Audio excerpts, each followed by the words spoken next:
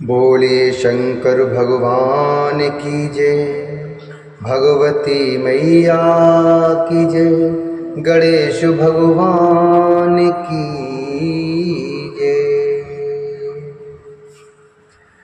श्री शिव महापुराण के अंतर्गत शतरुद्र संहिता, जो कि तृतीय संहिता है, इसके अध्याय चौथे में आज हम प्रवेश करेंगे और जिसमें वर्णन है वाराह कल्प के प्रथम से नवम द्वापर तक हुए व्यासों एवं शिव अवतारों का वर्णन।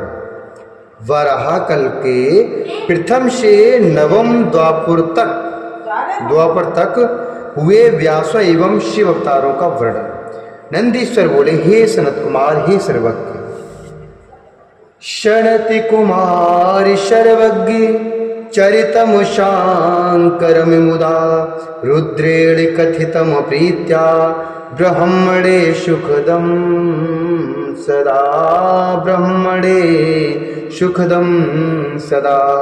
नंदीश्वर बोले, हे सनत कुमार, हे सर्वज्ञ, अब शंकर जी के जिस सुखदायक चरित्र को हर्षित होकर रुद्र ने ब्रह्मा जी से प्रेम पूर्वक कहा था, उस चरित्र को सुने।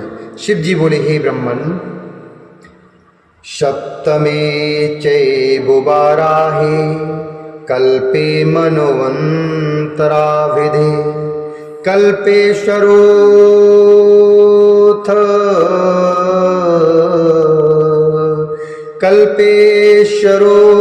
भगवान् सर्वलोकाप्रकाशनः, भगवान् सर्वलोकाप्रकाशनः। मनोर्वैव ईश्वतस्यैव ते प्रपुत्रो भविष्यति, तदा चतुर्युगाश्चैव तस्मिन्मन्वन्तरे विधे, तस्मिन्मन्वन्तरे विधि।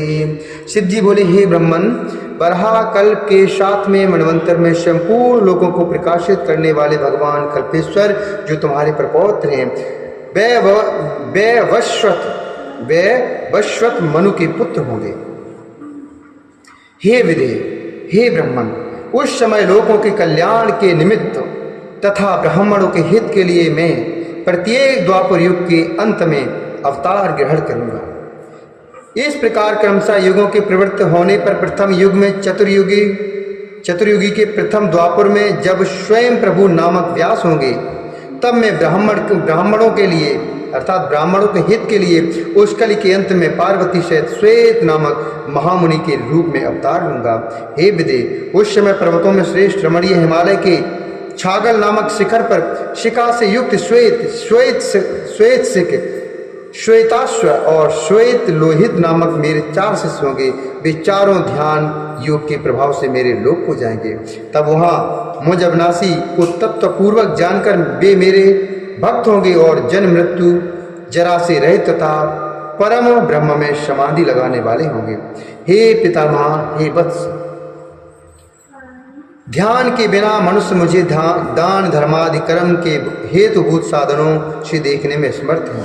ध्यान के बिना मनुष्य मुझे दान धर्मादि कर्म के हेतुभूत साधनों से देखने में असमर्थ हैं। दूसरे द्वापर में जब सत्य नामक प्रजापति व्यास होंगे, तब मैं कलयुग में सुतार नाम से अवतार ग्रहण करूंगा।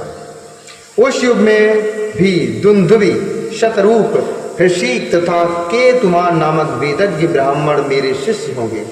वे चारों ध्यान योग के प्रभाव से मेरे लोक को प्राप्त करेंगे और मुझ अव्यय को यथार्थ रूप से जानकर मुक्त हो जाएंगे।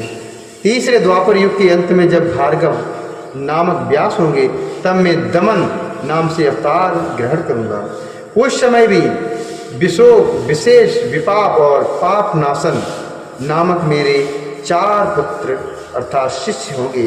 हे चतुरानन, उस कलयुग में मैं अपने शिष्यों के द्वारा व्यास की सहायता करूंगा तथा निवृत्ति मार्ग को दृढ़ करूंगा। चौथे द्वापर में जब अंगिरा व्यास रूप में प्रसिद्ध होंगे, तब मैं शुहोत्र नाम से अवतार ग्रहण करूंगा।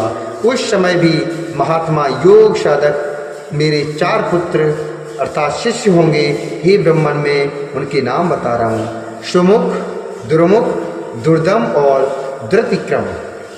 हे विदे, उस समय मैं अपने शिष्यों के द्वारा व्यास की सहायता करूँगा। पांचवें द्वापर में सविता नामक व्यास कही गई है। उस समय में महातपस्वी कंक नामक योगी के रूप में अवतार ग्रहण करूँगा। उस समय भी मेरे 4 योग साधक तथा महात्मा पुत्र होंगे। उनके नाम मुझसे सुनिए। सनक, सनातन, प्रभु, सनंदन और सर्वव्यापी निर्मल अहंकार रहित सनत कुमार, ये 4 पुत्र। हे ब्राह्मण, उस समय भी कंक नामक में सविता व्यास की सहायता करूँगा और निवृत्ति मार्ग का संवर्धन करूँगा। इसके बाद छठे द्वापर के आने पर लोक की रचना करने वाले तथा वेदों का विभाग करने वाले मृत्यु नामक व्यास होंगे। उस समय भी मैं लोकाक्षी नाम से अवतार ग्रहण करूंगा और व्यास की सहायता के लिए निवृत्ति मार्ग का वर्धन करूंगा। उस समय भी सुधामा, बिरजा, संजय एवं विजय नामक 4 मेरे 4 दृढ़वर्ती शिष्य होंगे।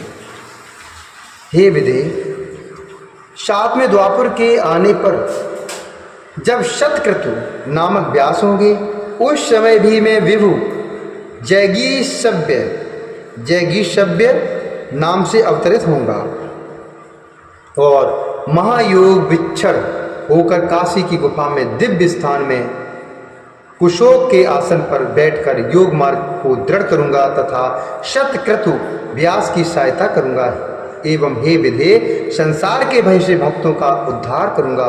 उस युग में भी सारस्वत, योगीश, मेघवाहा और सुबहान नामक मेरे 4 पुत्र तथा शिष्य होंगे। 8वें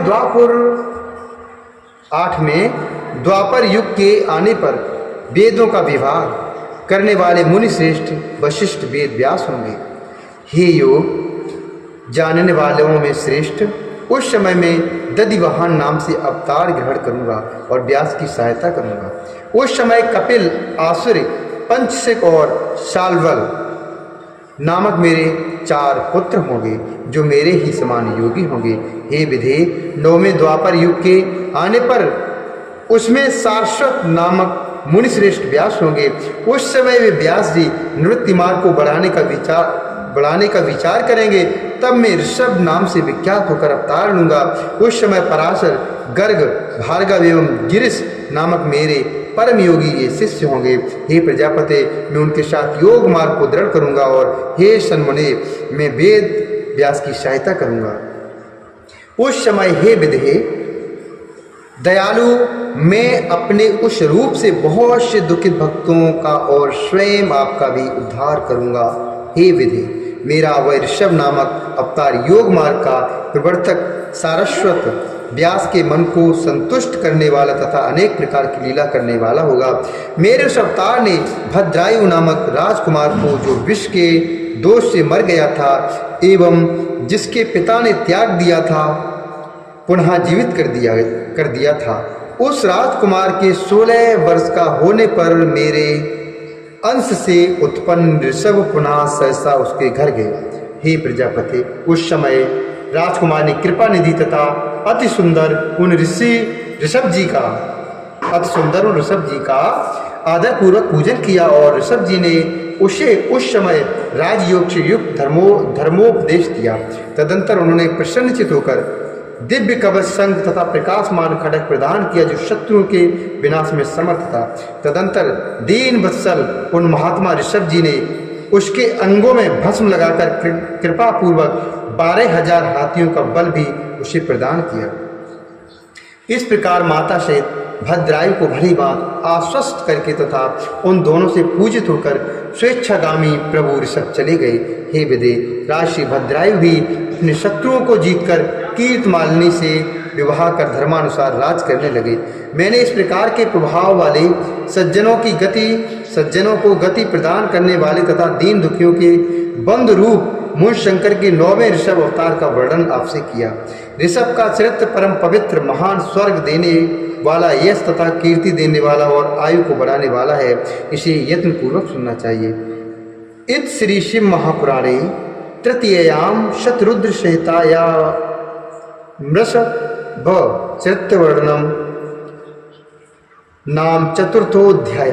इस प्रकार श्री शिव महापुराण के अंदर तृतीय शतरुद्र संहिता में ऋषभ चरित्र वर्णन नामक चौथा अध्याय पूर्ण हुआ। बोले शंकर भगवान की जय, ब्रह्मा जी भगवान की जय, गणेश भगवान की जय, भगवती मैया की जय।